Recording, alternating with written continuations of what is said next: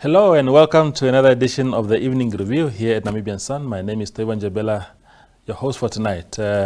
Tonight we are having a very interactive engagement later on the show with the Chief of the Namibian Police, Sebastian Deitunga, speaking about what has been widely reported in the press, including by us here at Namibian Sun, about the remarks he made in the North last week about what seems to be impolite language by young people towards elders and political leaders of the country. Stay tuned.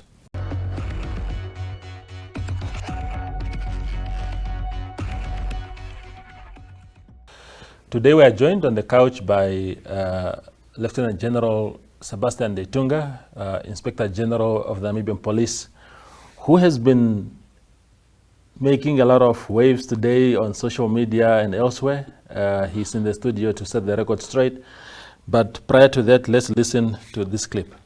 By members of the public and being insulted, humiliated by these young ones after they have been freed, and instead of enjoying responsibly their freedom of expression, they are insulting elders through WhatsApp. And we know them. And we will deal with them now. Enough is enough now for insulting. You can complain, you can criticize, you can demand for a proper and efficient service from the people that you have elected, but there is no article in the Constitution that empowers you to humiliate, to degrade someone. The dignity of every person, according to our Constitution, should be respected by each and every person. Our leaders should be respected. Shame on them. Please be seated, and the order is given.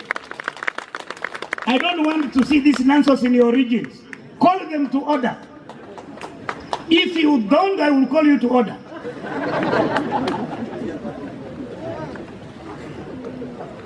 Honorable Minister, today we have invited you to inaugurate. Welcome back. So, General, thank you very much for making time to come to the show. You were in Oshakati last week. You were in the North. Yeah, that's right. Yes, and you made comments that have caused quite a commotion in the country, where you seem to suggest that young people should not be insulting leaders on social media. I agree with the sentiment myself. But what I posted on Twitter myself in reaction to that last week was to say, how about those who are insulting the rest of us? Maybe the context. Give us the context of what you're talking about. Yeah. First and foremost, I should thank you for inviting me to clarify some of this issue. Yes. In fact, what I was saying is evidence that I have observed for quite a long time. Yeah. A trend of ridiculation. People are ridiculing others, insulting others, Yeah.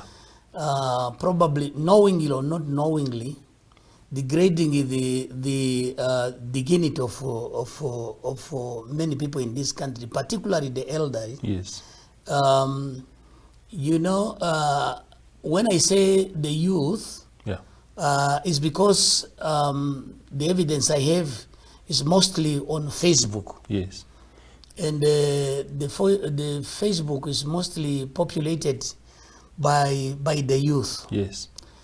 Something which is good for them to have a exchange of information, to educate, to, that is a platform that they were supposed to discuss issues which is very important for the future. Mm-hmm, mm-hmm. I got the opportunity to because the society was so quiet. Nobody in the society stand up and say, colleague, is this really good to have Namibians just insulting one another? Yeah. Is this really part of the, as they are saying, is part of the freedom of expression. Yes. I don't think that our laws really have a provision for people to insult others or to violate the dignity of other people, because that could do tantamount to criminal injury or criminal defamation. Yeah, yeah. That's why I voice that, and particularly when you are insulting the elders and the leadership. Yes. And when I mean leadership, is starting from number one of this country, because we have to make sure that, to know that the president is the head of state, is number one. That we all Namibian, we should respect, because it's an institution of democracy. And from the president to other institution of democracy, the setup of democracy, member of parliament, member of cabinet, and opposition parties. Yes. Those are leaders that have been voted for by sections of our society.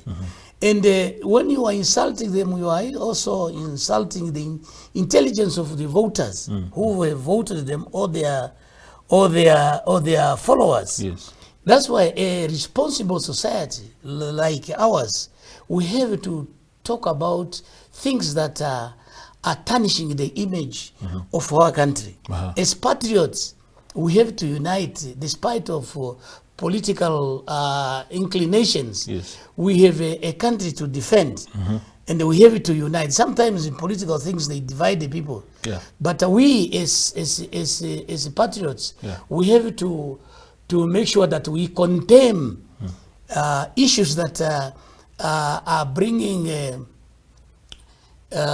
disunity, are bringing discomfort in our relationship, because those are really hate speech. Yes. In their content, they are hate speech, and we cannot allow this type of culture to continue, because the most young ones, the young children, they are also listening, and they are imitating what is happening.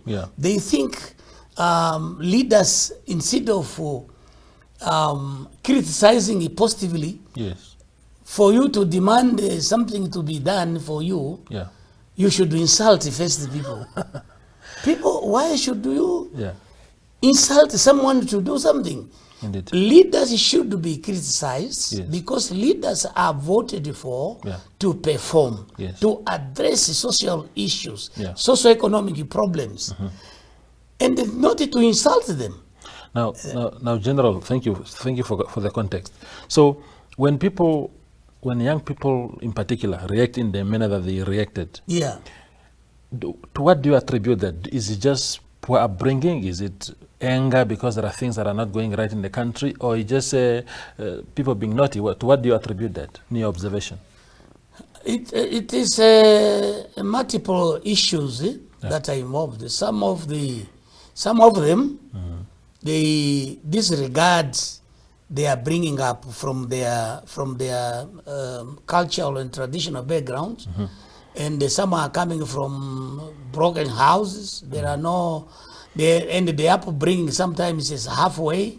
It's not like in our time. They are calling us old people, but we were properly brought up. And we were really.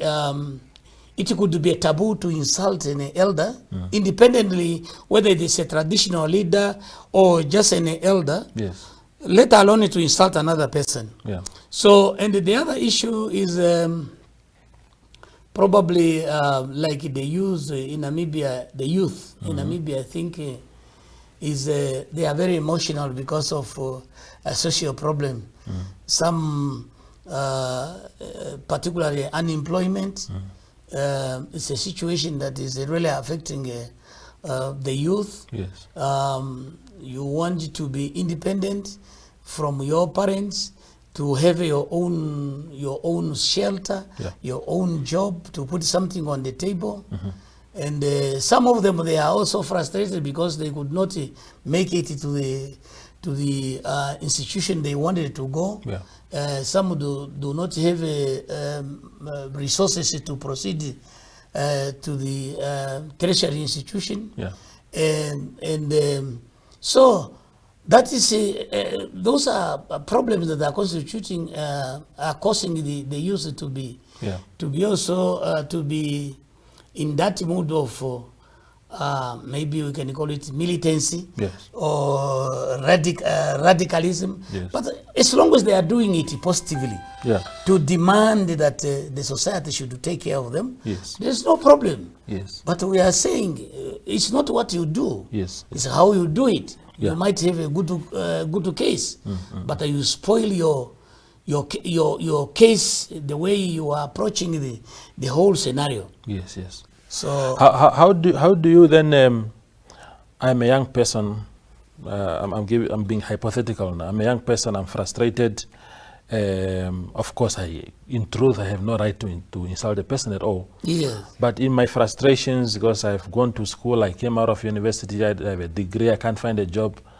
Then I said something very unpolite, and then General Nitunga arrest me again. How do you pile up all these problems on me as a young person? now, by law, if you insult me, Yeah.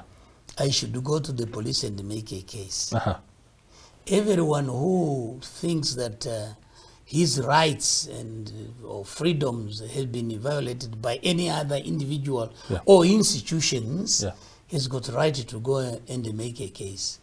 The issue, what I was talking is that, what I said is that Yes. people just should stop insulting other people. Uh-huh. But these are sometimes individual issues. Yes. If you are insulted, you should go and make a case. But remember, when you are even talking about the head of state, Yes. the head of state is protected by the machineries, Yes. security machineries of the state. Uh-huh. And some of the articulated words against the head of state and some political party leaders, Yes. is even life-threatening. Uh-huh. Uh-huh. And all this insult, they are source of social conflict. Yes. You will even find some people killing themselves or assaulting themselves because through insult. Because there are individuals who are not going to tolerate insult. Yes. I'm not talking now the political leaders. I'm talking because that one I mentioned the youth. But the insult, it includes everybody. Nobody is entitled to. Whether you are a general or you are not entitled to insult anybody or to ridicule anybody. Yes. The dignity of every person should be respected by all institutions Yes. in our democratic society. Definitely. Let's move on to another subject. I think you have cleared the air there, General. Let's talk briefly about this fish rot case. I know that it's a very extraordinary case, and I cannot let you go off this couch without us having talked about it a little bit. I know it's before the courts, but I'm trying to understand what is the police involvement? How does it work? Because there were also confusions about, is it a police case? Is it an ACC case? How does the police get involved in a case like that? First, I should say there is a anti-corruption that deals with corruption cases, Yeah. and there is the police that in general deal with criminal activities in the country, Yeah. all offenses. And all these corruption cases were dealt with by the police previously, Yeah. before the creation of Anti-Corruption Commission. Yes. Now, all issues related to corruptions Yeah. they fall under the jurisdictions of anti-corruption commissions. Uh-huh. But the anti-corruption commissions, they have got stakeholders. The main stakeholder among them is the Namibian police, the prosecutions, and further the criminal justice system. Now, if a person is suspected to have committed a case of corruption, the anti-corruptions are at the forefront of investigations. Should they need the assistance of the police, such as they need someone to be arrested, what they do, they go for a warrant of arrests, and then they ask the police to enforce the warrant of arrest. Yes. We arrest and we keep the suspects in our custody, that is the police cells. So this is the relationship between, sometimes there is a very thin line to see whether it is a corruption case or it is probably a fraud or all those things of uttering. And when it comes to money laundering, it's a police issues and the financial intelligence center that we are dealing with on the money laundering. Yes. And then the money laundering might also have a ramification in the corruption case. So we are working together to make sure that we complement our investigations. Now, a lot of people have been arrested. Yes. Initially, it was only 6. Then 3 more people got arrested. They became 9. Yeah. Today, we are hearing that the CEO of Fishco, who was suspended in December, his name is Mike Ngipunya, was also arrested today. Yeah. Do you foresee a chain of, in your investigations, your preliminary investigations, do you foresee more arrests coming, or do you think maybe this will be about it? No, I cannot let the bird fly away. Yeah. Our investigations will continue, particularly the Anti-Corruption Commission. Yeah. You know, investigations are very complicated. For you to arrest someone and deprive that particular person of freedom of movement, you have to put your facts together. Yes. And make sure that when you lay your hands on that particular individual, you are sure that there are enough evidence. So this type of investigation are very complicated. Yes. And you have to go slow. You should not be emotional in your investigation. Yes. You have to be very professional. Let the investigations continue. If the chain is long, we will never leave the stone on top of the other. Yeah. But can General confirm that you are acting strictly within the professional ambits of the police and other agencies, and not due to any pressure from elsewhere? Because you always hear, no, it's which hand is political, this is political, that. Can you confidently say that you are acting strictly within the confines of your mandate?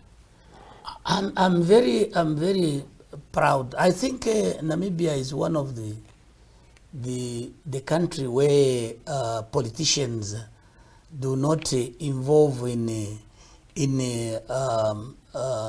administration and operational issues of the police. And even in this case of the youth, they are saying now this is a politician in uniform.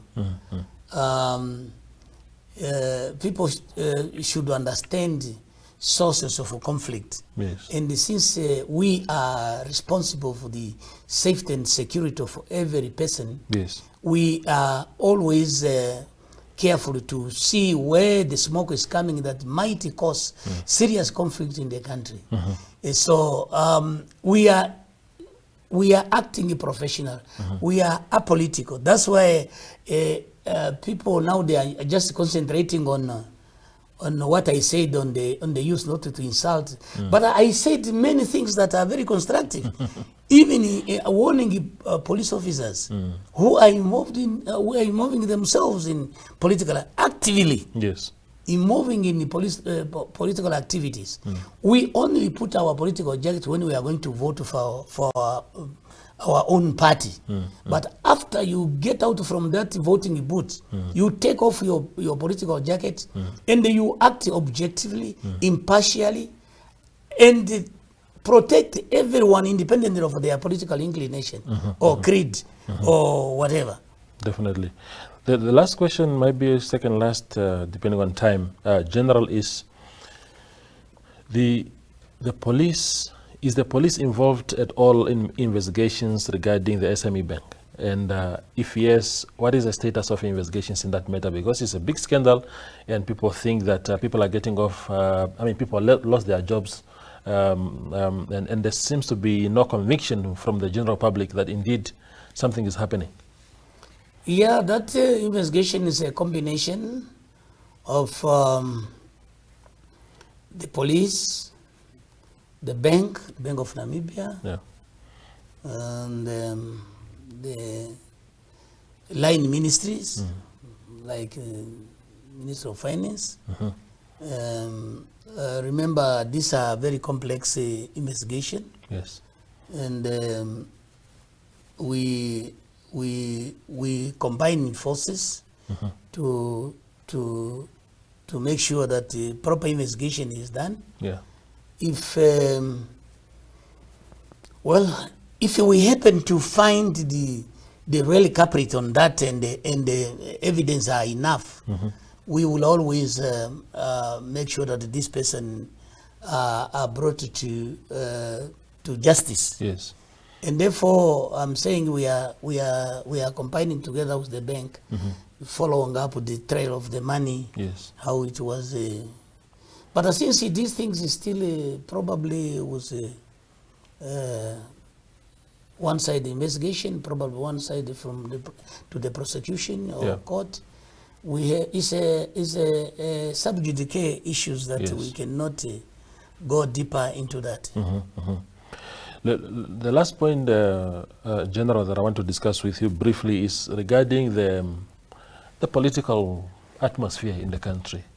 Of course, by any standard, you could still say that we are very peaceful and stable, but there are glimpses of what seems to be discontent around elections and political campaigns. There was a letter written to you not too long ago by the Secretary to Cabinet, urging you to act on people using the national flag for what is perceived to be political activities. And maybe that is where my question was coming from, as to whether you are pressured by politicians or by higher officers. What was your take on that letter, and how are you treating that directive? No, you know, when you are a law enforcer, you can't enforce the laws blindly. You can't enforce the law that you don't know. And there are some laws that are having lacunas and there are ambiguities. And they are the stage of course, the universal application of their content, sometimes there are a lot of ambiguity there. Yes. And you need to consult more. Yes, yes. If you see that the enforcement does, because to bring the police in is easy. Yes. I see you having this and that. No. And we have to have the fairness of dealing with every case that comes before us. Yeah. Now, the issue of the flag, there is an act that protects the national symbols. Yes. And the national symbol should not be used by individualizing them or associating them to a certain ideology. It's for everyone, Namibian, patriots, to say, I identify myself with the national flag. Yes. But once someone is using it to identify it with that ideology, you will inhibit other people to use it. Yes. Because once you use it, they will associate you with the other side. Yes. While you were just putting it as a national, it's a pride of you. It's a patriot. It's your pride to have your flag. Yes. But once you associate it to a certain group or a certain political affiliation, then you will inhibit others to use it freely. That is what I was saying. So the law should be very clear when it comes to political parties in the usage of their flag. Because if you have your political party or your affiliation, you should have your flags. If you host your flag and then you put the national flag close to that one, probably that one is accepted. Yes. I'm just saying it to say, this is my party, but I identify myself as Namibian. I put also my national flag here. But to own it, then you will inhibit other people to use that flag freely, consciously, knowing that nobody will probably try to associate him or her with another group. We should be associated to Namibia. Once you put that flag on, you should not be identified with a certain group or certain political party. You identify yourself with the sovereignty of Namibia. That is a Namibian flag. Indeed. The last question then will be, so did you act on that? Did you engage anyone? Did you call anyone in and say, look, we have a sense that you are using the flag in this way and it's not correct? Or how did you treat the letter itself? No, I did not. I just made consultations, and what I did is I said this need more wider consultations. All political parties, all the office of the Attorney General should be moved, and then we sensitize the community first. And if some of the provision of the law they are not clear, they can also be looked at, and then probably to come up with the regulations of that act, because as far as I know, there are no regulation, because the regulation will guide you better how to do things and what exactly should be done. And there were no regulation there. Therefore, it became a bit difficult for me to tell the police, whoever is using the flag, do this. But if you destroy the flag or any national symbols, that is a clear offense that you are committing, and we can definitely lay our hand on you. Definitely. So that is the position I took, and also to sensitize leaders of those who are using the flag, identifying them to ideologies. I used to tell them, to say, colleague, you should try to find a solution. Because not only arresting is a way of forcing people to do things. Sometimes you need to talk to the people, you sensitize them, and tell them to be accommodative. Let's accommodate one another, despite of the political affiliation. Remember, we have one entity, and that entity is Namibia. Indeed. So, sometimes I even say political things, they divide the people. They behave like they are enemies. We are not enemies. We are exercising our freedom of association and expression. And you don't need to hate someone because he belong or she belong to another political party. We can just exchange constructive dialogue to say, if I'm on power, I can do this, I can do this. But I see some of the people are making promises of building bridges even where there is no river. So, General, thank you very much for your time. I appreciate it, really.